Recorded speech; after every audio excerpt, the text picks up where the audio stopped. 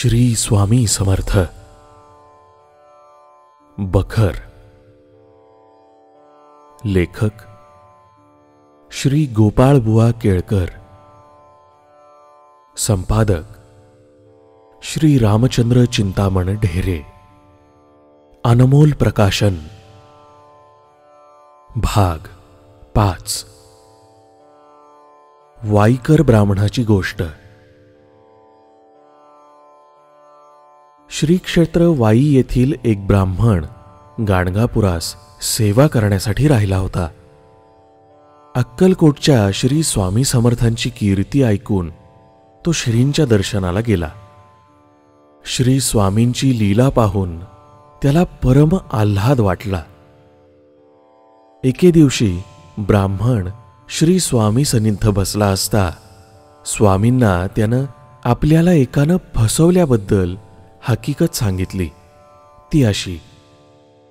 ब्राह्मण म्हणाला, महाराज, काही दिवसांपूर्वी वाईला एक अनुष्ठानी बुवा आला होता. अनुष्ठानाची समाप्ती करून श्री दत्ताप्रित्यर्थ ब्राह्मण भोजन घालण्याचा त्यानं बेत केला. त्याच्याजवळ पैसे नव्हते. माझ्याजवळून त्यानं समाराधनेबद्दल 25 रुपये घेतले. आपली हुंडी 1-2 दिवसात येणार आहे. आल्यावर 25 रुपये फेडेन मी तुमचे, असं तो म्हणाला. दुसऱ्या दिवशी समाराधना वगैरे यथासांग झाल्यावर रात्री त्या ब्राह्मणानं पोबारा केला. माझे गरिबाचे 25 रुपये बुडवले. ब्राह्मण आणखीन म्हणाला, महाराज, मी आपल्या नावावर रुपये दिले. त्याची अशी अवस्था का व्हावी? महाराजांनी उत्तर दिलं नाही.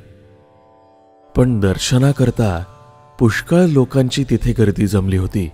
त्यापैकी एका गृहस्थाकडे बोट दाखवलं. महाराज काय दाखवतायत ते पाहण्यासाठी ब्राह्मण मागे वळून पाहू लागला. आणि काय विलक्षण चमत्कार झाला. ज्या ब्राह्मणानं त्याला फसवलं तोच ब्राह्मण त्याच्या मागे उभा होता. आपल्याला फसवणारा ब्राह्मण ओळखून वाईकरानं त्याला धरूनच ठेवलं. दोघांची बाचाबाची होऊ लागली. शेवटी त्या ब्राह्मणानं आपली लबाडी कबूल केली. त्याच्याजवळ रोख पैसा नव्हता. मग गोविंदराव टोळ व दुसरे गृहस्थ मध्ये पडून दोघांची समजूत काढली. ब्राह्मणाजवळ सकलातीची मोठी टोपी, गुरुचरित्राची पोथी व नाशिकचा तांब्या पेला वगैरे जिन्सा होत्या. त्या वाईकर ब्राह्मणास देऊन त्याची समजूत केली. नंतर वाईकरानं महाराजांची अशी प्रार्थना केली, महाराज, आपल्या कृपेनं रुपये माझे मला मिळाले. त्याचं काय करावं याबद्दल तुम्ही आज्ञा करावी. महाराजांनी उत्तर दिलं, आम्हाला ठाऊक नाही. आल्या वाटेनं जा. ब्राह्मण निघून गेला. श्री स्वामी समर्थ. बखर. लेखक श्री गोपाळबुवा केळकर. संपादक श्री रामचंद्र चिंतामण ढेरे. अनमोल प्रकाशन. श्री स्वामी समर्थ.